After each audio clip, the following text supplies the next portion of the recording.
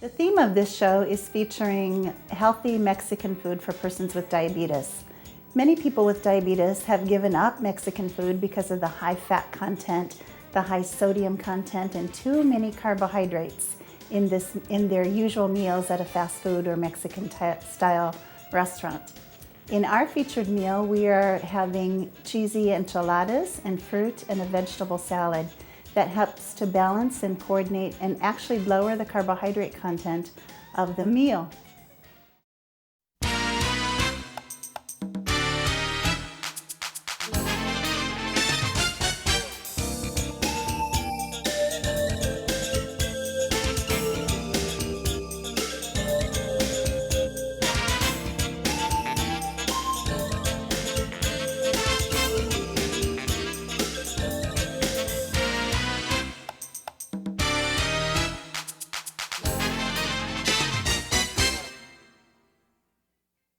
Welcome to the program. We have a guest today. Sue Sezik is the Diabetes Education Coordinator for Mercy. And so today we thought we would do some recipes of the diabetic, and we're going to do a Mexican theme. So first off, we're going to start with a fresh fruit salad. Sue, I think first we'll start with the oranges. Okay. And I'll show you here. We just want to peel out. Just take the ends off. Like that? Yep, that's fine. Okay. All right. And then just take the tip of the knife here, and you're going to go down, and you're just going to follow that around like this. Just like that? up. And then when you get down to that bottom part, just cut it back in. So that they just tuck it back in. Around. I'm losing a lot of orange here. Yeah, practice makes perfect. Okay. This is this is just, you know, Does easier it matter than, that I'm leaving a little bit of that white stuff? No, we'll What do be they call forgiving that? for we'll be forgiving for the beginners here. Okay. There. Okay, and now we just want to cut it into chunks, bite size. Okay. Something about like that, okay? Okay. I'm not nearly as fast as you are. That's all right. What are you going to do with the seeds? Just move them out? We're just, if you see anything that's real big, we'll just knock it out, but otherwise just throw it all into the bowl. Okay. And next we're going to take a lemon, and we just want the juice of the lemon. We're going to squeeze that in here. The idea is the citric acids, we're going to put some apples and some bananas in here, and the citric acid will help keep that from turning brown. Is that right? Yeah, so Okay. we want to do these first, and then the more delicate fruit we'll do towards the end, so we don't end up smashing it up. Okay. Okay, so now we can take that apple, and I just have the one apple, but if you're doing the apple, you know, most people will quarter it and then take the core out. If I'm doing 20 or 30 apples, I'm just going to go down along the core like this. That's marvelous. And then it's a whole lot faster. So then we need to do the same thing here. We're just going to cut this into bite-sized pieces, like you would for an apple salad. Okay. I think you and I cut similarly. Well, you're really not much here. It's just all core, so you're not really losing a whole lot.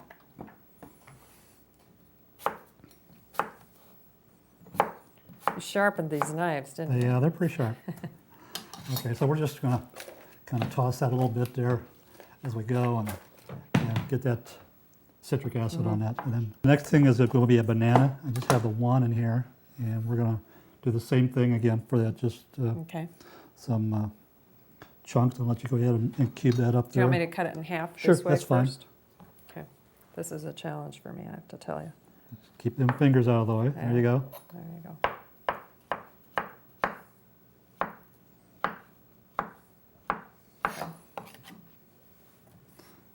Excellent. So we're just coating those bananas with that citric juice. It smells good. Yeah, it's going to be a nice fresh salad. Next we're going to do a kiwi. And the kiwi, I'll go ahead and peel that out. Okay. And I essentially do the same thing on that. You could use a paring knife, which is probably the knife of choice for someone at home, but I can do pretty well with Do you know how long it's taken me to peel kiwis? I've learned something new today. And just split it in half, just cut it into some chunks as well. And Okay. it's going to go in there.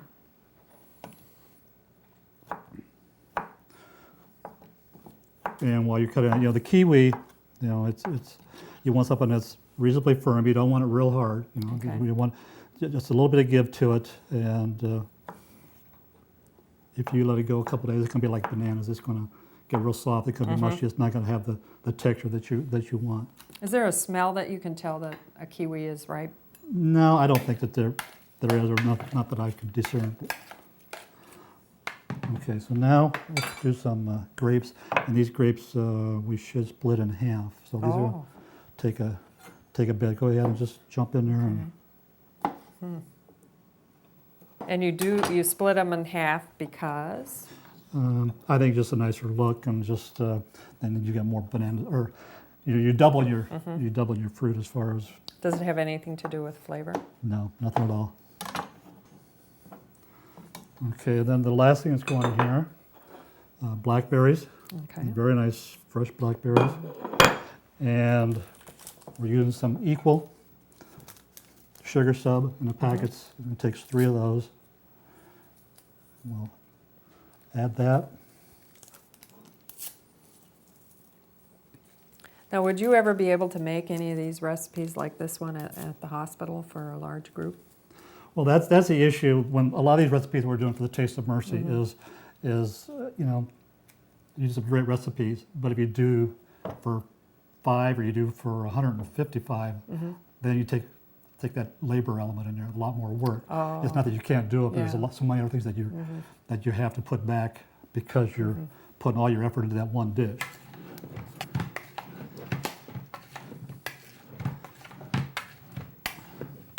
But this is just a 10-minute salad or fruit cup, and if we were to do the same thing for a couple hundred people at work, then it's going to be a lot more work. So I thought that seeing we're doing a Mexican theme, maybe we would use a margarita glass. Okay, so we're just going to It's a good use for a This is margarita just, glass, actually. just put a little fruit in there. That looks pretty good. Nice color. Nice, yeah, looks beautiful. Okay. And maybe one for you, one for me. Oh, huh? good, good. Okay. Yeah. That's very nice, the colors in there. Now, I wonder what would happen if you ever added something like a strawberries to that. Well, you can do the same thing. You can vary the fruit up. It doesn't have to be the green apple. It doesn't have to be it can be the red. It can be pears. But if you're doing the, things like pears, you're going to use that with the citric acid, and then that'll still will save you there. So you want to do the citric part of it first. Okay. This would be a really good recipe for our patients with diabetes because we teach them all about carbohydrate counting, and the fact that you used equal in this would really reduce the carbohydrates, make it a lot easier for them to include in their meal. Yeah, and I think it's something that's quick and without a lot of effort, they can have a great start to their meal. And very nutritious as well.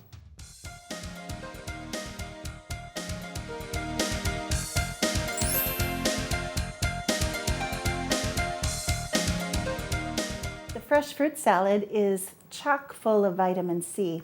We often think of oranges as our best source of vitamin C. However, kiwi outdoes oranges 2 to 1. We also have in this salad the blackberries and the grapes, which are great red fruits. And with the red fruits, we get a different phytochemical that is another powerful antioxidant.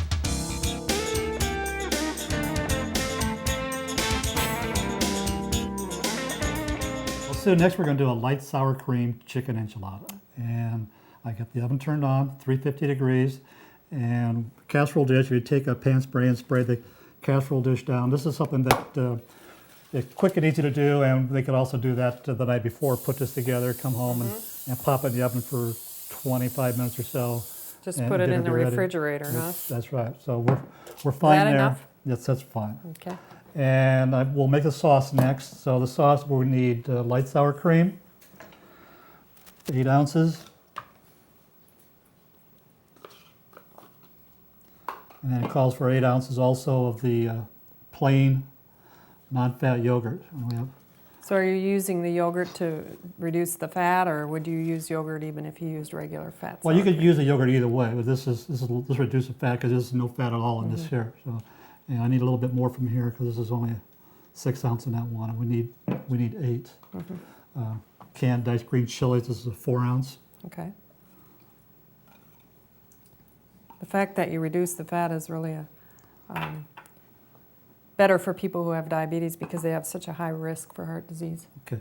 The other thing is, a lot of these diabetic recipes are very good for people on a low-fat diet as well. The one thing that we found is when they do the low-fat diets, that quite often they'll find an increased amount of sugar in those to offset some of that fat that's taken out. Here I have a can of cream of chicken soup. This is a less sodium cream of chicken soup. It's 45% less sodium. So, Oh, that's good. Yeah. I always tell my patients that they can always count the carbohydrates, but they should look for low fat because of the cardiovascular problems. And low sodium, too. okay, get this mixed up. We're about ready there. I have some flour tortillas, Okay. soft shell. You could use a white corn tortilla as well. Okay. And we're going to, Do you know if there's any difference in the carbohydrate content of a white corn tortilla compared with a flour? I don't know. I don't either. I think they're about the same. We'll do 6 here and 6 more. I think the recipe calls for Okay. 12.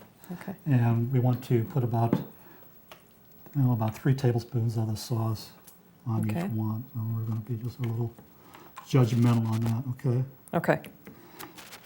So you're not really a measurer. I'm not going to sit there and measure 3 Okay. tablespoons on each one. You know, if somebody doing these at home, they're probably not either, right? Yeah. Unless they're really strict on the requirements. You're going to get all this in here. If it doesn't go in, it's going to go over the top. It's okay. Okay, and I have some cooked chicken meat. There's about 1.5 cups Okay. here. Okay, and we're going to put the chicken meat down the center as well on each one of these. And if you want to continue on there, Okay. we're going to put some cheese that's going to go on there after that. Okay. So you're putting a good handful on each Yeah. one. I have some chicken at home. I think I'm going to make this weekend. You just have to kind of judge it out so you have enough to do the final 6. Oh, okay. So I don't want to put too much. So the but not first ones too will always little. have a lot in them, and then the second half are, The leftovers. but again, you're going to get it all in the end. So a little bit of cheese. That's our oven telling Yeah. us is ready to go. A little green onion. This looks Now we're very going to try good. and roll these up. Okay, just kind of tuck it under. Tuck it under. Yeah.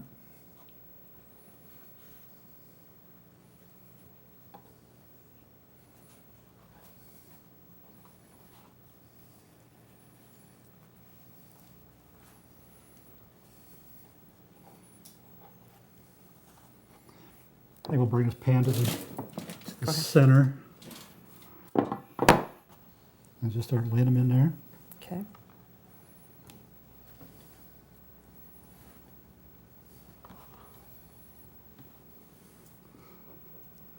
Okay. And do 6 more.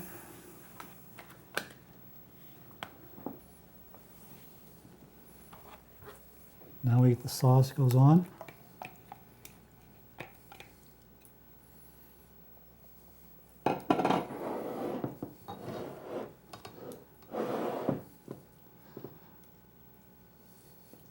That looks very good, Brian. Now you see, whether you have your ingredients kind of lined up ahead of time, it doesn't take but just a few minutes to put this together. So it's a quick meal.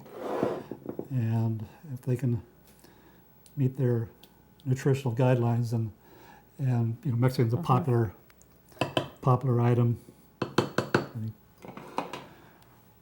Yes, it is. In fact, I think a lot of people sometimes grieve because they think they can't have Mexican food anymore when they get get diagnosed with diabetes? Well, with a little research, I think we can find a lot of things that'll fit into that. Yes. So we're going to cover this with some foil.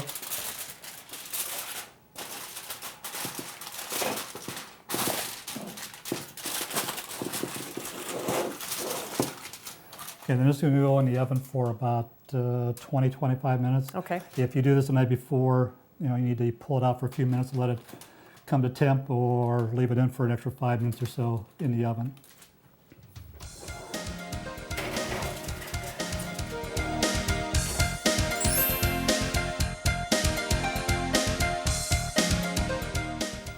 The sour cream enchiladas feature light sour cream, which helps to reduce the fat content substantially from this Mexican recipe.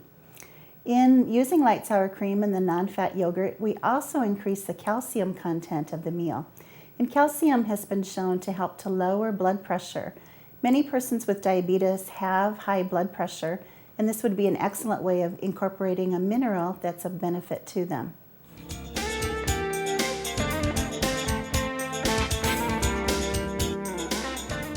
So the next thing we're going to make is a Mexican cucumber salad, and this is a very quick one to make as well. And it's nice and fresh, all fresh garden, fresh ingredients. So to start with, we'll take a cucumber. I'll let you do this here. We're not going to peel it. You could if you wanted to, but we're just going to cut it into small dice. Take your ends off and split it down the middle, and Split it this way? yep, that's fine. Yeah. There's no right or wrong here. This is just Okay. what you're going to want And to do. just slice it, huh? And I'll take a piece of it as well. And Okay. we'll just we're Do you wanna- going to dice these though. It's just Oh, okay. okay. All right. Or we're going to slice and dice. It looks like. So, Yeah, I'll dice those afterwards. just Just like that, huh? a small bite. Yeah. When I do this at home, I use a much smaller knife because I- I'm a little dangerous. I have a hard time with a small knife. Do you? Yes. And while you're doing that, I have a cup and a half of corn here. Okay. This is just the frozen corn we've thawed out, and I'm going to add to our bowl here. Okay. Okay. And the cucumber will all go in there as well. Add it in.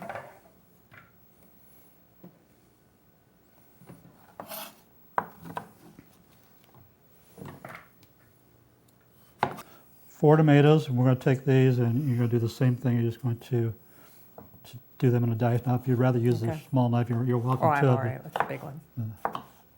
I think it's sharp enough. Yeah, it's be very happy. sharp. Yeah, wonderful knife. So how do you sharpen your knives? Do you use a stone or do you use a? Well, at work at Mercy, we have an electric knife sharpener. Oh, you do? And we use that, and then a steel also. Mm-hmm. But, the steel is more to keep the edge on them, and the knife sharpener will put a nice sharp edge to it. When my father was alive, he was a great knife sharpener, and when he came to my house, he'd always sharpen my knives for me. And then I'd go and cut myself. Yeah, just gotta have a little respect for them. These are beautiful tomatoes. These are the plum tomatoes, and they're not your regular tomatoes. They're firmer. There's less moisture content to them, so they're real good for salsas and that type of thing. Mm-hmm. They're nice. You can add that Okay. tomato. I'm going to take this pepper, and I'm going to rinse those off.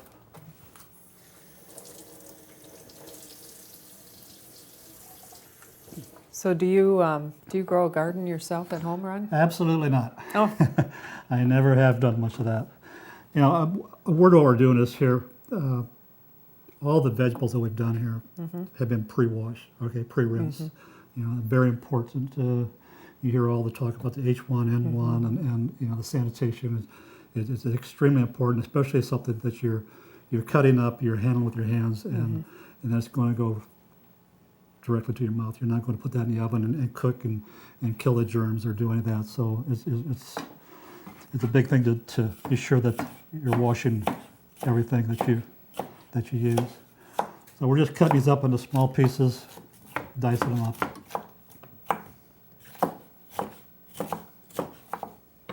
this is a very colorful salad. It's very festive, and that's you know, all the way through the Mexican recipes, you'll find that the casseroles, the fruit cup that we have, it's nice and bright, colorful. I find that when I eat bright, colorful foods, I feel more satisfied. I wonder if that's a myth or the truth. There's probably some truth to that. You know, you eat with your eyes, is what they say. First with your eyes, and then with your taste buds. Is that right? Yeah. Oh, that's a. If it looks appetizing, you're gonna go for it. Mm-hmm. That's a good saying. And this one doesn't require a whole lot of measuring. It's 1 pepper red, 1 pepper green, 1 cucumber, 4 tomatoes. It's pretty easy to beautiful. put it all in your head there. So this all in there also. Okay.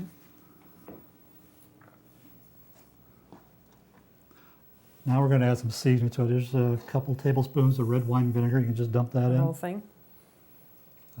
Okay. A little bit of chopped garlic. I think there's a 1/4 of a teaspoon there. Okay. Here I have a mixture of, these are the crushed red pepper flakes. Mm-hmm. Give some ground cumin, a little salt, and a little pepper that's going to go in here. We'll put the pepper in. Tell me when. Yeah. Just, what do you think? It's just right, huh? Okay. All right. There's just a pinch of salt in there. And the other thing we need is about a tablespoon of fresh cilantro. Mm-hmm. I'm going to chop that up.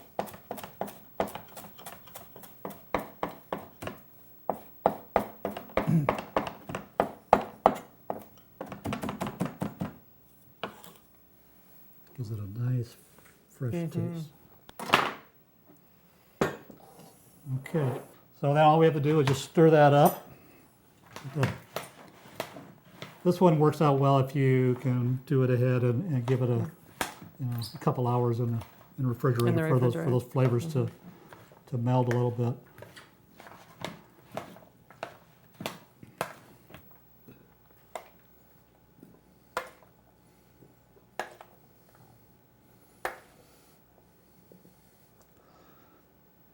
Again, it only took us a few minutes to put that together, and it's got a great flavor profile. You know, with the heat of the pepper flakes and the cumin, cilantro give that fresh, and it's got the texture, it's got the crunch. So it's a great dish by itself. It is. It's beautiful. Yes.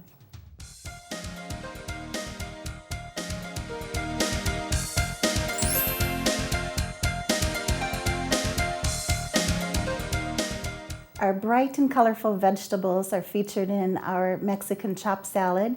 And in this salad, we have got the green peppers that add vitamin C content. And with vitamin C, it is very beneficial for helping the immune system, always important for persons with diabetes. We also have that bright, colorful vegetables that help us to give flavor to our foods. And anytime that we can see and add vegetables to our world in the world of diabetes, it's great for us.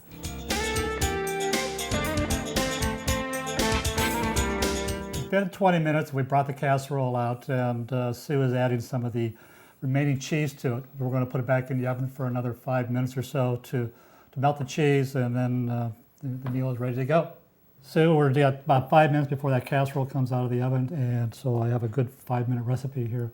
We're going to do a Mexican hot chocolate, and we'll start with non-fat dry milk. This is 2 2/3 cup, I believe. We have some cocoa, which is a 1/2 cup. There's just 4 ingredients in this. Splenda, which is a sugar sub here. We're at a 1/2 cup of that. So that is a 0-calorie sweetener that has no carbohydrate We're in going it. to put all that sugar in there. And then we have a little bit of ground cinnamon, a teaspoon of that. And mix that up without making too big a mess. Mix this up and store it in a nice dry place. It's good for a couple months. Oh, Yeah. So you come home and you want a little hot chocolate, just grab it off the shelf and you're water heated and you're ready to go. so you've used 2 artificial sweeteners in this episode, the Equal Correct. and the Splenda. And I think this one here, recipe says not to use the aspartame because it doesn't do well for this Oh, recipe. because you're going to add the hot water to it. So this gets 1/3 cup of the mix.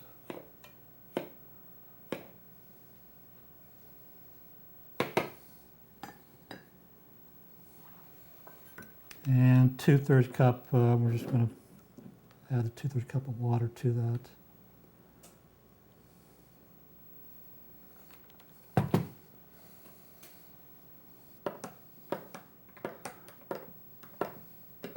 Oh, it looks very good. The cinnamon adds a great fragrance. Right, you know, the hot Mexican, the chocolate. chocolate, the cinnamon, it's a classic.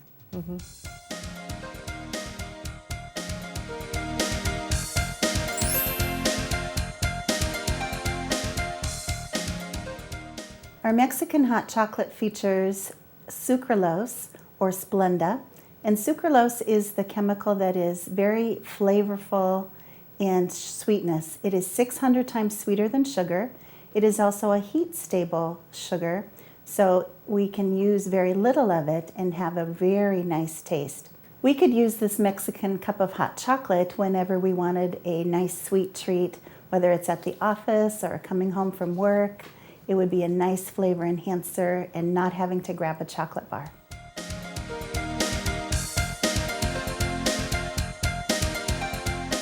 The cheese is nice and melted now. We're ready to go. Okay.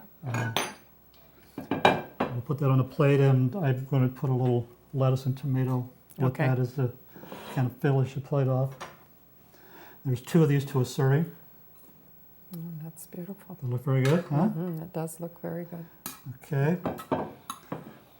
We have a little shred of lettuce.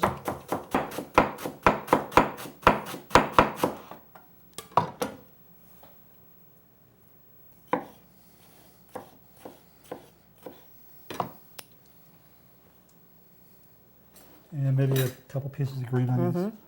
Very nice.